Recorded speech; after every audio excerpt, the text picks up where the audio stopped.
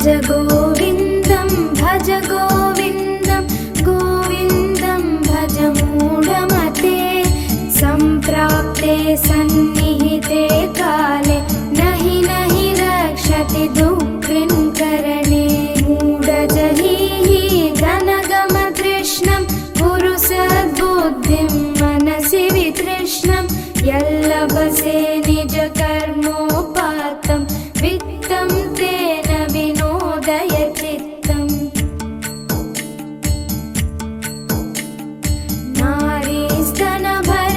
नारीस्तनभरनाभिदेशं दृष्ट्वा माघमोहावेशम्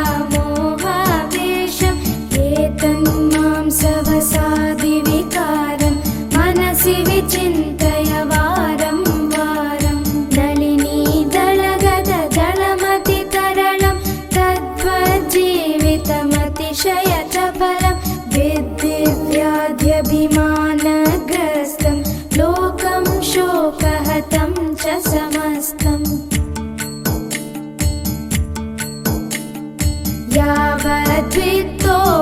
यावद्वित्तोपार्जनसक्तः तावन्निजपरिवारो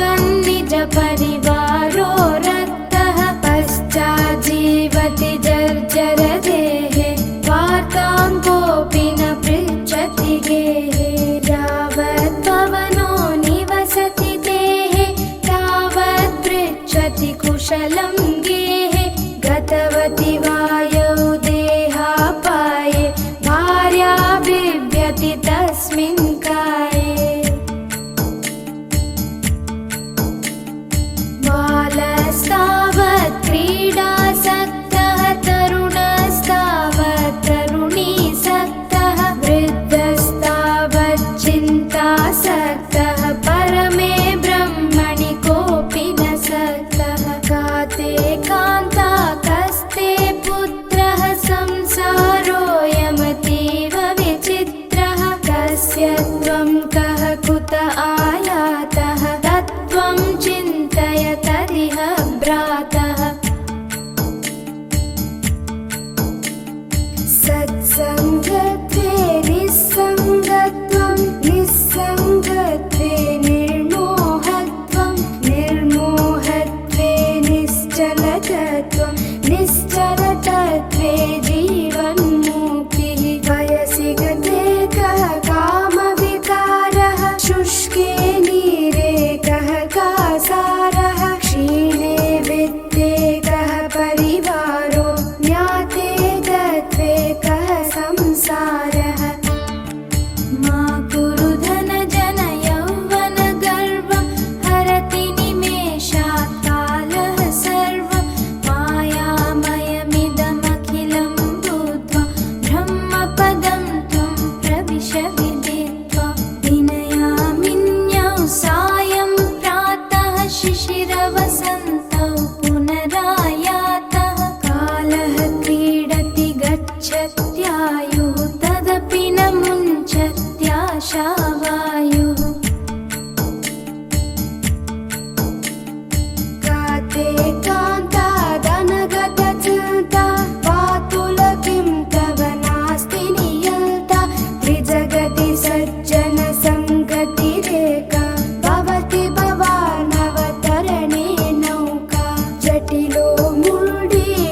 मुण्डीलुञ्जितकेशः काषायाम्बर बहुकृतवेषः पश्यन्नपि च न पश्यति मूढो ह्युदरनिमित्तं बहुकृतवेषः अङ्गं गलितं फलितं मुण्डं दशनविहीनं जातं तुण्डं वृद्धो याति गृहीत्वा दण्डं तदपि न मुञ्चत्याशापिण्डम् अग्रे वह्नि पृष्ठे भानु रात्रौ चुबुकसमर्पितजानुः करतलभिक्षस्तरुतलवासः तदपि न मुञ्चत्याशापाशः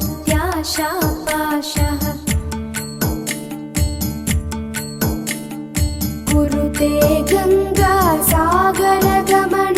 व्रतपरिपालनमथवा दानं ज्ञानविहीनः सर्वमतेन भजति न मुक्तिं जन्मशते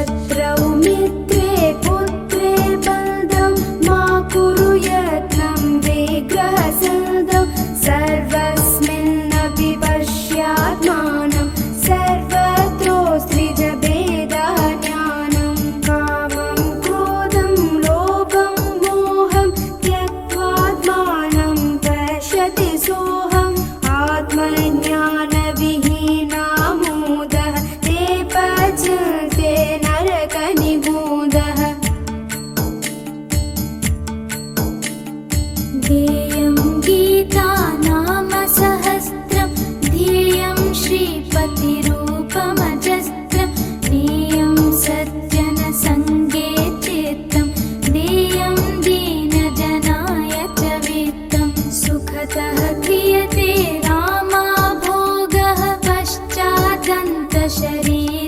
रोगः यद्यपि लोके मरणं शरणं तदपि न मुञ्चति पापाचरणम्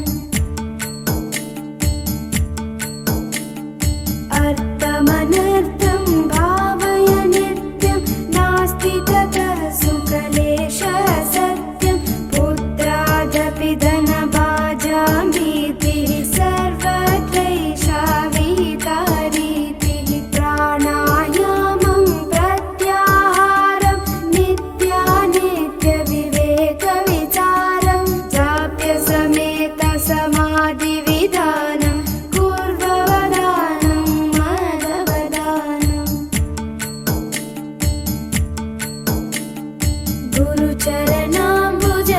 गुरुचरणाम्बुजनिर्भरभक्तः